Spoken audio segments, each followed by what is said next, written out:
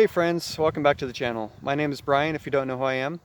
I share YouTube videos on metal detecting and research tips to show you how to find great places to metal detect. And right now I'm in a cemetery. That's not a good place to metal detect. Why am I here? I don't know. I guess it seemed like a quiet place to shoot a video.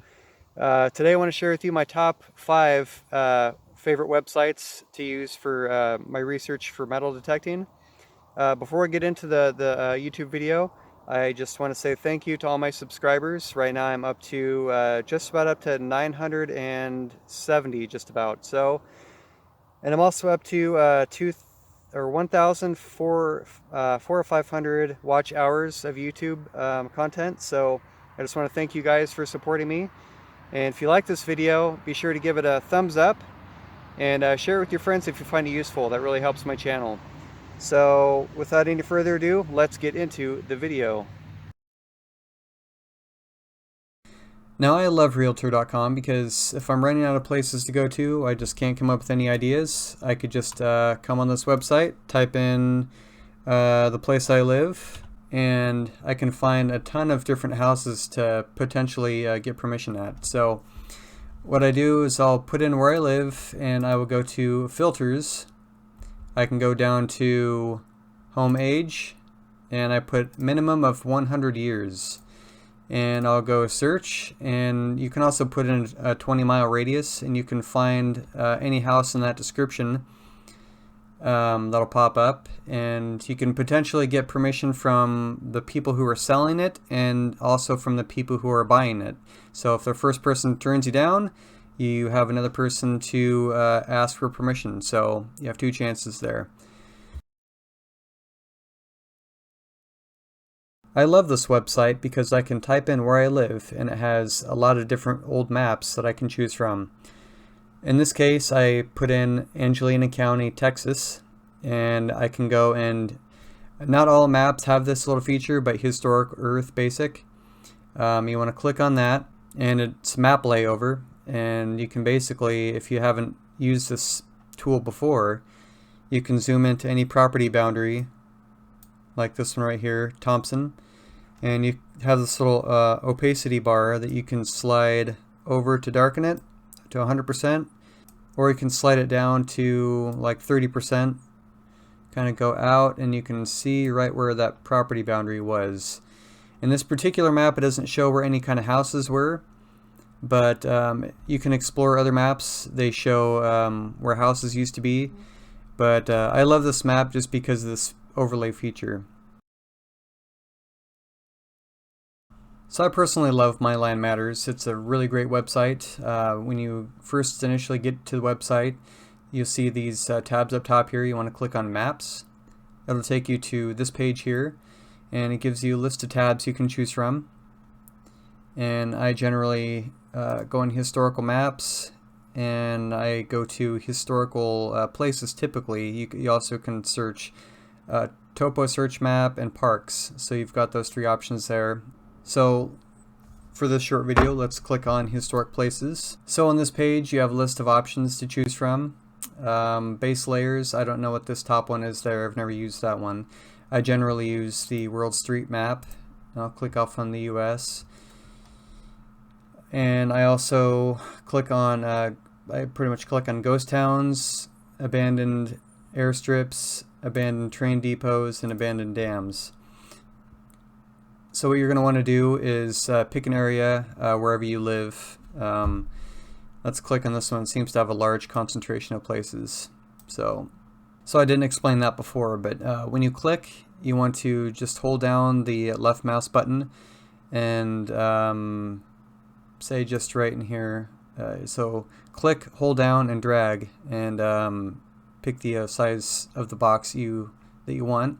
So let's go ahead and zoom in on this one here. So as you can see, we have a lot of triangles and little red dots scattered around here. And what you do is you go over to this eye symbol right here, click on that, and then that allows you to click on any one of these little sites. So I just click on this one right here. And this is a historical, I believe it's a ghost town called Duggar. So with the plus sign, it'll just kind of zoom you right into the location. So with this website, on the scroll wheel on the mouse, it's actually the opposite of what you would think. If you scroll inward, it'll actually zoom you out. So what you want to do is come over here and click aerial photo, and it'll give you a lot more detailed information on where this location is. And if you notice on the left side of the screen here, you can see the GPS coordinates. So you can also just point right at where the place is and copy those GPS coordinates down so you know where to go. Or you can go over to the XY here, and if you click on it, it'll give you the GPS coordinates on the top right corner of the screen. So that's just kind of a little sample of what this website has. I personally love this site. I don't use it as often as I should, but this is definitely one of my top 5.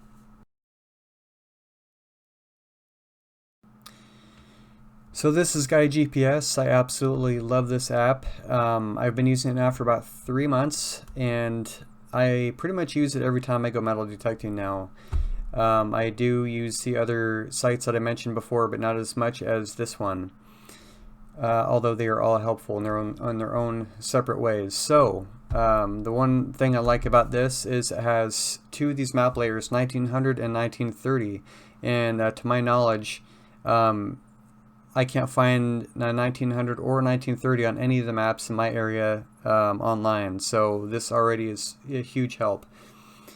So what you can do is add waypoints. You can see these old houses right here. These would be 1930 and before. So you've got the option to come over here and mark waypoints on where you want to metal detect in the future. So you go over and save that.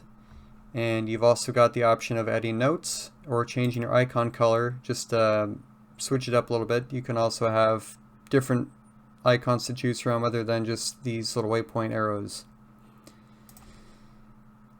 I'm not going to go into every feature that this has, but the most important one is the layover feature. You can zoom out to about 25 to 30%, and this allows you to kind of see where things are on a real satellite image. And you can also use this as an app on your phone and drive down the road, and it'll actually follow you down this road, and it'll show you where these old houses are with great accuracy. It's within 20 to 50 feet, it could be 20 to 50 feet off, which is not very much. I mean, this thing is super accurate. So if you're interested in this app, I'll put an info card on the top right hand corner of this screen where I go into this in a lot better detail.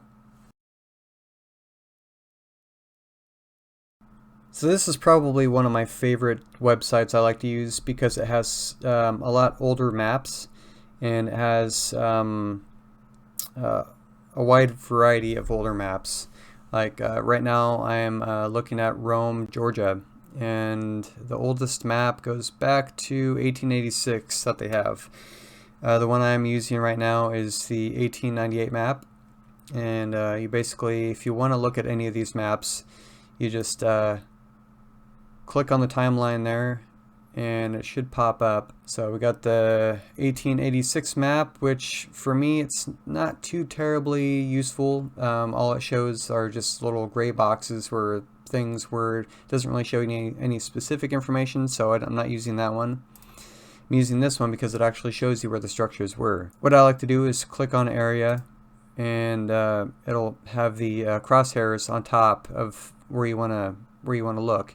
Drag down on your opacity bar, and you can kind of see where it was and where things are based on where the roads are now. So that shouldn't be too terribly hard to find. So if you want a better understanding of how this website works, I will put an info card on the top right hand corner of the screen so you can click on that video and get a better understanding of how this website works. Anyway, I hope you guys enjoyed the video. I hope you guys got some useful knowledge out of it, and don't forget to subscribe, and I will see you on the next video. Thanks for watching.